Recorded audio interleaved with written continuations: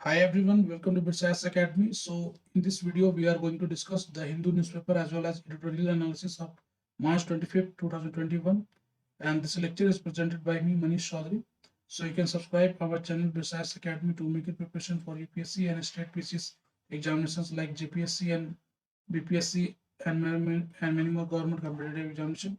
And if you want this PDF of the Hindu, so you can join our Telegram channel, BitScience Academy, where I always post this PDF, ठीक है, and other study material also.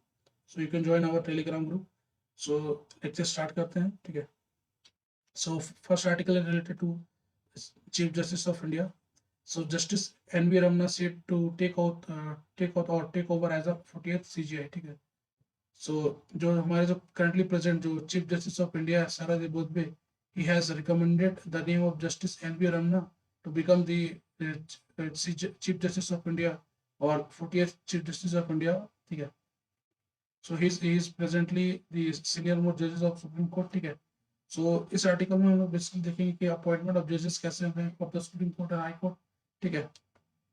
So अगर appointment of जजेस को आप देखोगे तो you can find that the chief justice of is basically appointed by the president after the consultation with such judges of Supreme Court and High Court as he deems necessary.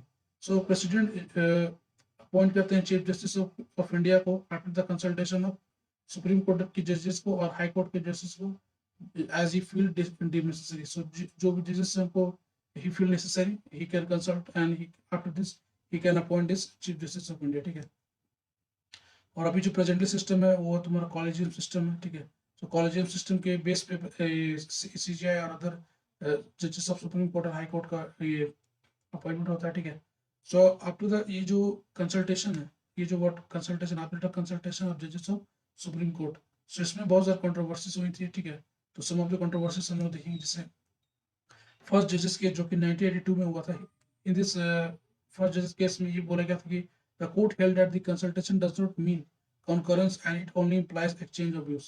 So जो consultation जो लेना है, ठीक है, जो जजेस को, वो उसका मतलब है केवल एक्सचेंज ऑफ व्यूज है एंड इट डजंट मीन कि जो भी जजेस ने जो भी डिसीजन दिया है वो प्रेसिडेंट पर बाइंडिंग होगा, ठीक है.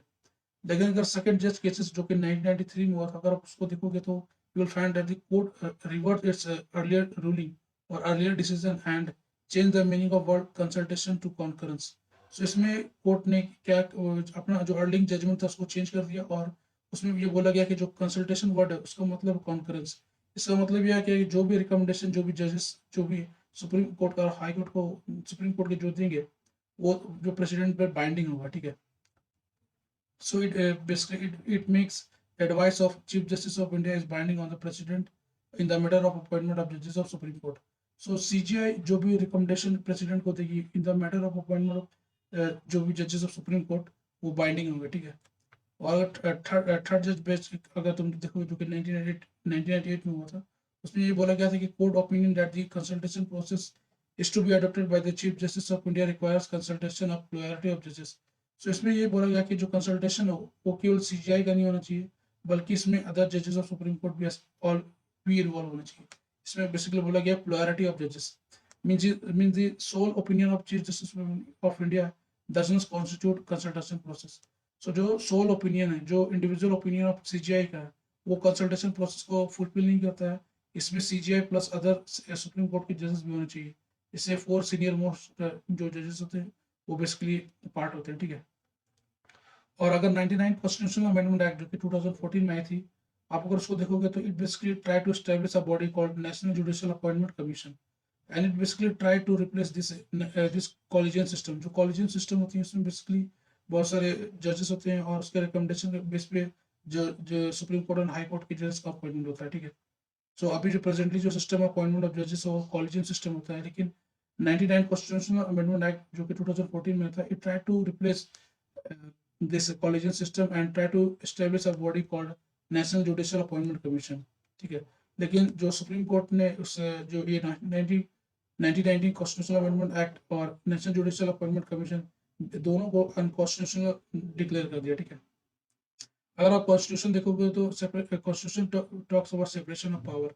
So it means basically legislature, executive and judiciary. In तभी तीनों का फंक्शन अलग अलग होता है और कोई भी एक दूसरे के मैटर में इंटरफेयर नहीं करती, ठीक है। तो executive does not interfere in the matter of judiciary. तो जो सुप्रीम कोर्ट को और हाई कोर्ट के जजेस को जो भी अपॉइंटमेंट होता है वो कॉलेजियम देखती है, ठीक है। तो इसमें नेशनल जुडिशियल अपॉइंटमेंट कमीशन के through executive try to interfere in the matter of judiciary, ठीक है। So on the basis of that कि ये जो अपॉइंटमेंट का काम है वो जुडिशरी का काम है, और executive should not interfere in this appointment process. इसलिए सुप्रीम कोर्ट ने इस नेशनल जुडिशियल अपॉइंटमेंट कमीशन को अनकॉन्स्टिट्यूशनल डिक्लेयर कर दिया, ठीक है। So this is all about this article. Next article है तुम्हारा double mutant virus variant found. So हमारे जो as you know that the number of cases in the many states like Maharashtra, Punjab and many more like Delhi increases. So the health ministry says that the unique double mutant coronavirus has been found in India, जो कि not seen in anywhere else in the world. So ये जो नया variant जो double mutant variant of जो India में पाया गया वो कहीं भी वर्ल्ड में अदर एरिया में पाया नहीं गया है। So there is a possibility कि जो नंबर ऑफ केसेस जो रिसेंट डे में जो इंक्रीज कर रहे हैं रैपिडली, जो कि बहुत सारे स्टेट में जैसे दिल्ली में लगभग 1000 केसेस नहीं एक एक दिन में आ रहे हैं, फिर महाराष्ट्र में बहुत सारे केसेस आ रहे हैं, केरला हो गए, तमिलनाडु हो गए। सो इन सभी स्टेट्स में बहुत सारे नंबर ऑफ केसेस इंक्रीज कर रहे हैं। सो यूनियन हेल्थ मिनिस्ट्री ये बोला गया कि there is a possibility that this the increasing number of this covid due to this variants, ठीक है। So that is why the इसमें यूनियन हेल्थ मिनिस्ट्री ने जीनोम सीक्वेंसिंग की बात की है कि जो भी वेरिएंट्स जो भी पाए गए हैं उनका जीनोम सीक्वेंसिंग करने की बात की गई है, ठीक है। और जो 2 न्यू वेरिएंट्स आए वो ये है तुम्हारे E484Q एंड L5452R। सो ये 2 वेरिएंट्स हैं, नाम याद करने की जरूरत नहीं है। सो म्यूटेशन अगर देखोगे तो mutation among the virus is a not surprising thing and it is a natural thing. So mutation basically क्या होता है, जो भी वायरस होते हैं try to develop anti microbial resistance AMR, ठीक है। So antimicrobial resistance they try to develop to deal with the vaccination. And why they develop this mutation? Because they try to survive themselves, ठीक है। जो भी virus होते हैं वो अपने आप को सर्वाइव करने के लिए अपना जो न्यू वेरिएंट है, ठीक है, उसको डेवलप करते रहते हैं। और ये try to develop anti microbial resistance, ठीक है, जो भी वैक्सीन है उसके खिलाफ जो अपना रेजिस्टेंस डेवलप करने की कोशिश करते हैं, ठीक है। तो अगर तुम देखोगे तो India has not yet conducted the studies on how vaccine efficacy is influenced by the variants, ठीक है। सो जो भी वैक्सीन है वो जो भी नए नए वेरिएंट्स आ रहे हैं उसमें क्या क्या इन्फ्लुएंस हो रहा है, उसमें अगर मान लो हम जो वैक्सीन बना रहे हैं कोवैक्सीन है, और भी बहुत सारे जो वैक्सीन है कोविड-19 के, वो जो भी वायरस के न्यू वेरिएंट्स आ रहे हैं उसमें वो इम्पैक्ट कर रहे हैं कि नहीं कर रहे, उसमें जो भी स्टडीज होनी चाहिए वो इंडिया में अभी तक नहीं हुई है, ठीक है। So this is all about this article. Next article तुम्हारा है Rajya Sabha approves bills empowering Delhi LG amid opposition. So amid the opposition बहुत सारे जो ऑपोजिशन जो इस बिल के खिलाफ थे उन्होंने पार्लियामेंट राज्यसभा से वॉकआउट कर दिया, और ये बिल जो है जो पास हो गया, ठीक है। ये जो आम आदमी पार्टी जो दिल्ली के CM केजरीवाल है, he said that this is the sad day for the democracy, ठीक है, and we will continue for the struggle। सो जिससे आप पता है कि union home ministry bring a bill called government of national capital territory of Delhi amendment bill, ठीक है। So it basically try to replace this government government of CM with LG। So जो भी government का जो भी फंक्शन होता है जो भी दिल्ली में होता है ही try to convert by the LG। So basically there is a in this article there is a separation power concept है। सो अगर दिल्ली आप देखोगे तो दिल्ली में ड्यूल सिस्टम ऑफ गवर्नेंस है।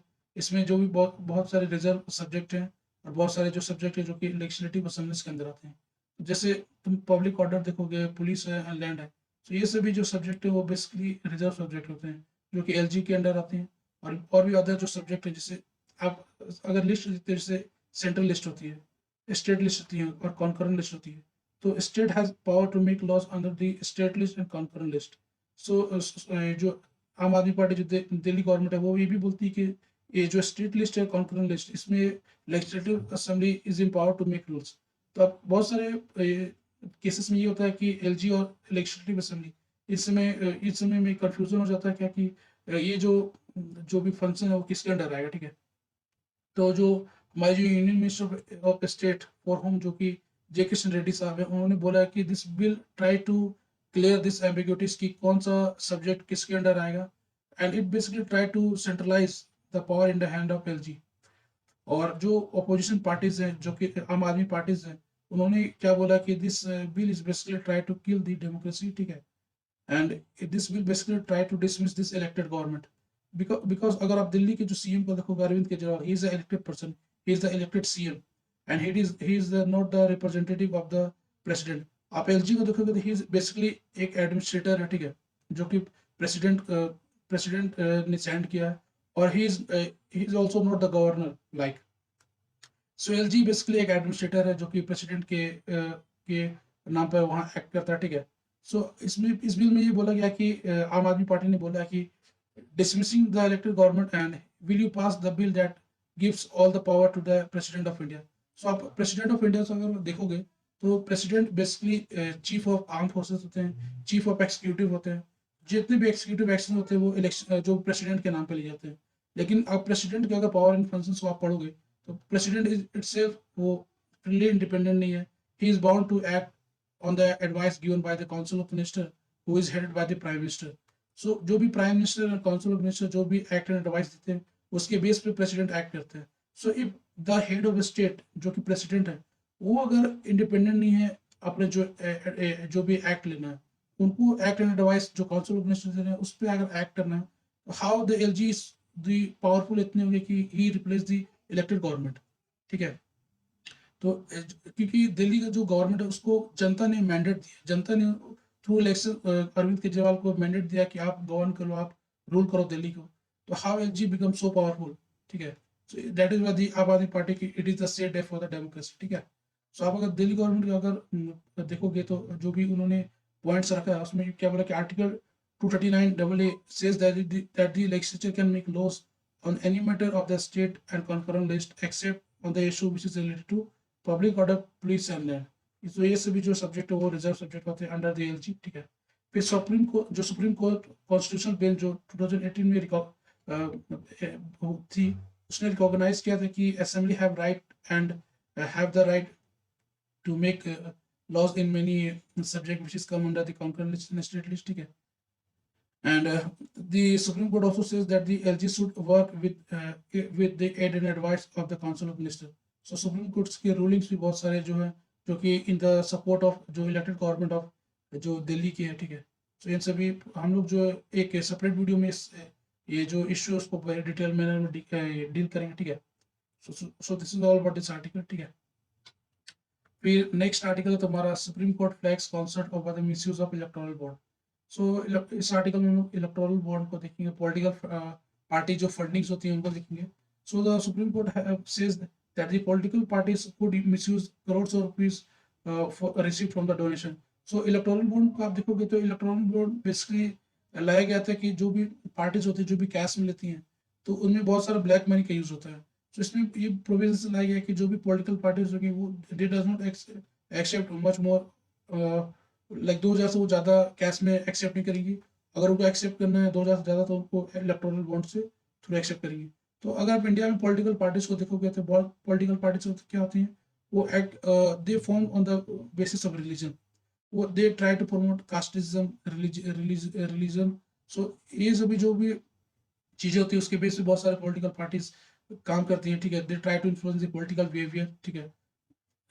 सो इसमें सुप्रीम कोर्ट ने ये बोला गया कि जो भी पॉलिटिकल पार्टीज है जो भी वो फंडिंग ले रही है थ्रू इलेक्टोरल बॉन्ड, इसमें ये कौन सा ऐसा प्रोविजन है जो पॉलिटिकल पार्टीज को रेस्ट्रिक्ट करती है, उनको कंट्रोल करती है कि they party does not use this fund to activities like terrorism और रेसिज्म और रिलीजियस इंटॉलरेंस.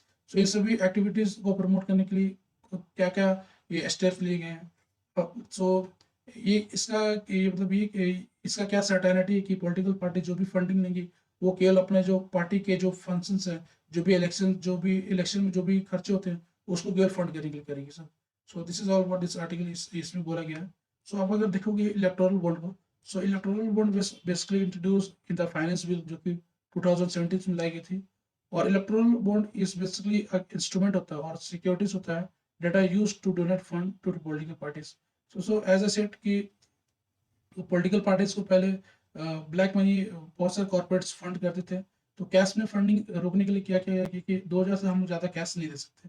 तो through electoral bond we can donate this to the political parties.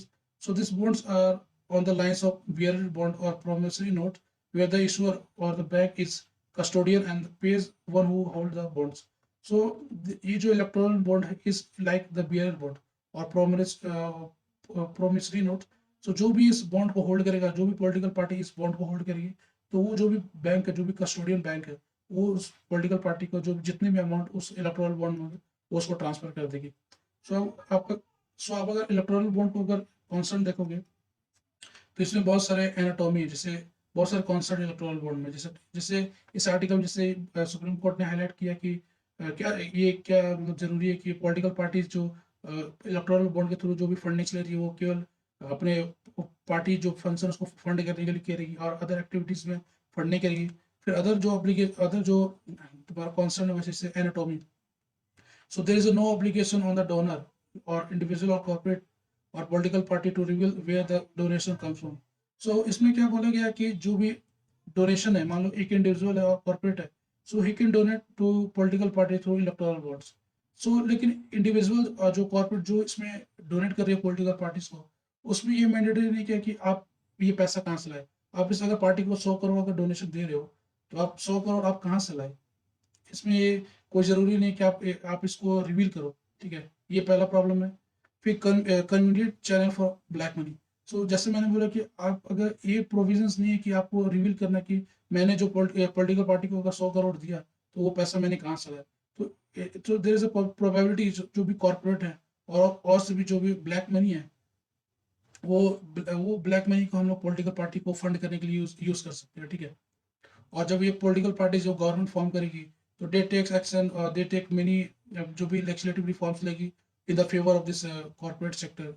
और इसका एग्जांपल आप प्रेजेंट डे में देख सकते हो, मैं डायरेक्टली आपको बता रहा हूँ। ठीक है, so it could become a convenient channel for the business to round trip their cash part in tax haven to political parties. So पहले क्या होता था कि बहुत सारे कॉर्पोरेट्स होते जो भी बिजनेस चैनल्स होते वो अपने जो ब्लैक मनी होता था वो भी टैक्स सेवन कंट्रीज है जहाँ जो टैक्स बहुत कम लगता है, लगभग 0% और 0.1%। ठीक है, तो जो भी टैक्स सेवन कंट्रीज है जो सिंगापुर और भी बहुत सारे कंट्रीज हैं, तो वहाँ अपने ब्लैक मनी को, जैसे स्विस बैंक है तो वहाँ जमा कर देती थी। लेकिन अब क्या हो रहा है कि ये जो इलेक्टोरल बॉन्ड है ये कन्वीनियंट प्रोवाइड करते हैं ये सभी बिजनेस चैनल को। तो दे डज नॉट नीड कि वो अपने ब्लैक मनी को अब वो स्विस बैंक में जमा करे।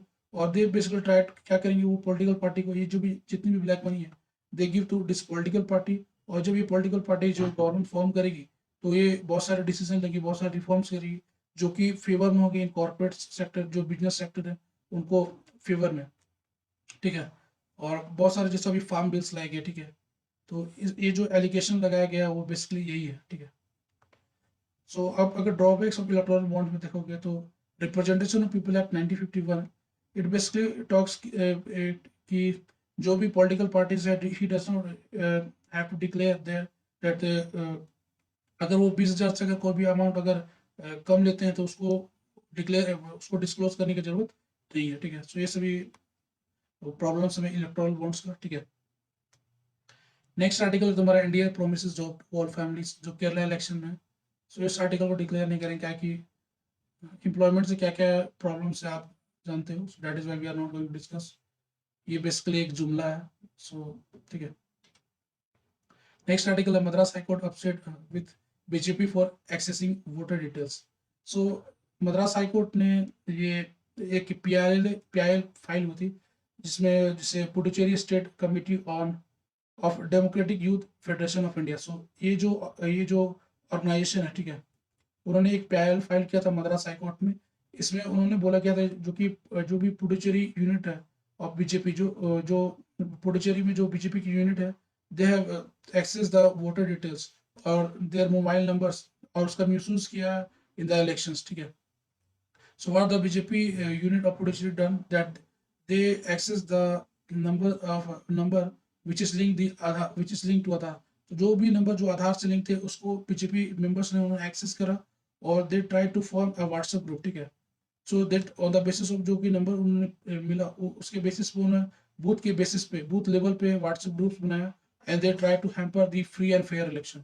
So ठीक है. So इसमें मद्रास हाई कोर्ट ने बोला कि Madras high court says that the election commission directed to file report on this report. So ये जो जो भी misuse of privacy हो रही है, so they are against the free and fair elections. So this is all about this article, ठीक है. So it is a role of election commission to promote free and fair election, and government should not violate the privacy rights, because अब अगर देखोगे तो जो भी number access हुए जो भी बीजेपी ने व्हाट्सएप में जो भी नंबर एक्सेस किया था वो लिंक था आधार से. सो अगर बीजेपी अगर नंबर एक्सेस कर पा रही है जो कि इलेक्टोरल्स हैं, जो भी पर्सन उन्होंने अपना ये नंबर्स को सबमिट नहीं किया था, सो थ्रू दी आधार अगर पार्टी अगर ये नंबर्स एक्सेस कर रही हैं तो और भी जो सेंसिटिव डाटा है, ठीक है, वो पार्टी एक्सेस कर सकती है और उसके बेसिस पे फिर वो पॉलिटिकल बिहेवियर एनालाइज करेंगे, ठीक है. ये जो पर्सन वो किस पार्टी को लाइक करता है, उसकी क्या पॉलिटिकल थिंकिंग है, और उसके बेसिस पे they try to influence the political behaviour. So it is against the free and fair election, ठीक है, जो कि इलेक्शन कमीशन का मैंडेट है. So this is all about this article. So next article तुम्हारा जीएसटी से है. सो इस आर्टिकल में बोला गया कि no discussion and only the formula for the GST compensation, ठीक है. सो इसमें बहुत सारे जो अपोजिशन पार्टीज हैं, जो बहुत सारे स्टेट्स हैं, उन्होंने बोला गया कि जो जीएसटी कंपनसेशन कह रहे हैं, जो भी कंपनसेशन स्टेट्स को मिलना था वो नहीं मिला. तो गवर्नमेंट ने इसमें बोला गया कि जो भी जीएसटी कंपनसेशन है for the years 2017 and 18 2018 and 19 were not pending, government ने सेंट्रल गवर्नमेंट ने स्टेट को दे दिया है.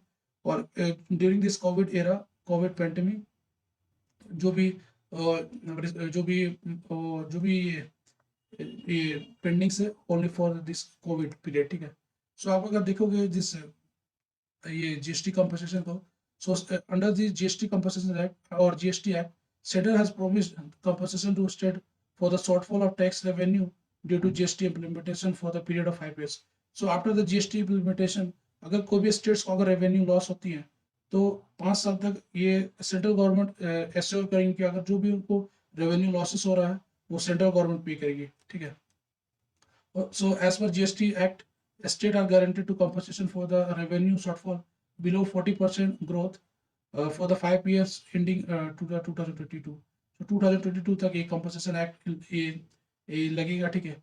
और GST compensation is paid out of the compensation cess every 2 months. So GST compensation एक basically GST cess है जो कि गवर्नमेंट लगाती है बहुत सारे selected goods and services पे, और through this compensation cess they try to fund this compensation to these states. और बहुत सारे स्टेट्स है जैसे केरला, वेस्ट बंगाल, दिल्ली, राजस्थान एंड पंजाब, जो कि नॉन बीजेपी रूल्ड स्टेट्स है. They try to allege this our finance minister की बहुत सारे जो जीएसटी कंपनसेशन जो भी कंपनसेशन स्टेट्स को मिला था वो अभी तक नहीं मिला है. So this is all about this article. So this is all about this lecture. So thanks for listening us. So thank you.